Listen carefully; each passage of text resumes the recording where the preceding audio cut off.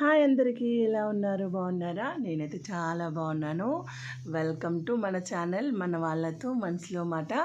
ఈరోజు మన ఛానల్లో మా ఇంట్లో స్పెషల్ వచ్చేసి తలకాయ కూర బగారా రైస్. తలకాయ కూర బగారా రైస్ కాంబినేషన్ తోటి చాలా బాగుంటుంది కదా టేస్ట్. మీకు ఎంతమందికి ఇష్టమో ఖచ్చితంగా నాకు కామెంట్ చేయాలి. తలకాయ కూర బోన్స్ ఎక్కువ ఉంటుంది, ఉడకనికి కూడా చాలా టైం పడుతుంది. దీంట్లో కొంచెం స్పెషల్గా నేను ఒకటి యాడ్ చేసిన అనమాట.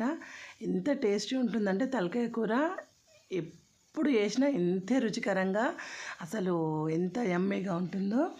ఒకసారి మీరు కూడా కంపల్సరీ ట్రై చేయాలి. ఈరోజు ఫుల్ వీడియో వచ్చేసి తలకాయ కూర అనమాట.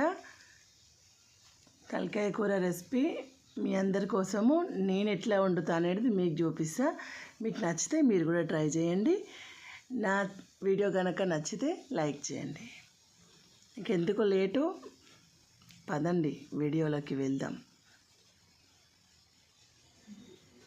ఒక కుక్కర్ తీసుకోవాలి. ప్రెషర్ కుక్కర్లోనే కంపల్సరీ వండాలి తలకాయ కూర, లేకపోతే అసలు ఉడకదు. ఇది ఒక మేక తలకాయ, ఒక దగ్గర అది 1.5 కిలోన్నర దాకా ఉంది. మంచిగా కొంచెం నూనె కూడా ఎక్కువనే పడుతుంది తలకాయ కూరకి. నూనె యాడ్ చేసుకొని కొంచెం నూనె వేడైన తర్వాత ఉల్లిపాయలు, కొత్తిమీర వేసుకోవాలి. వేసుకొని మంచిగా ఫ్రై అయినాక అల్లం వెల్లిగడ్డ పేస్ట్, పసుపు వేసుకొని మంచిగా గోలనివ్వాలి. అవి గోలిన తర్వాత మనం 2-3 సార్లు నీట్గా కడిగి పెట్టుకోవాలన్నమాట తలకాయని. కొంచెం ఎందుకంటే కాపుతారు కాబట్టి నెల ఉంటుంది. 2-3 సార్లు కడిగినాక నీళ్ళు ఆరిపోయేదాకా పక్కకు పెట్టుకోవాలి. 2 స్పూన్ల పసుపు యాడ్ చేసుకున్నాను.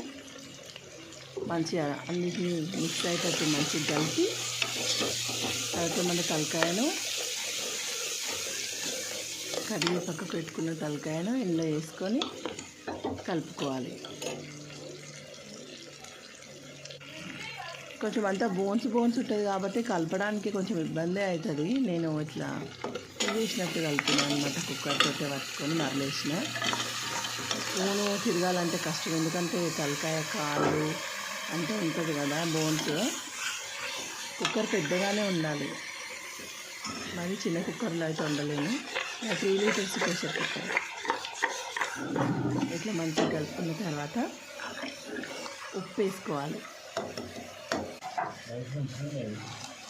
ఒక 2 స్పూన్ల ఉప్పు వేసుకున్నా.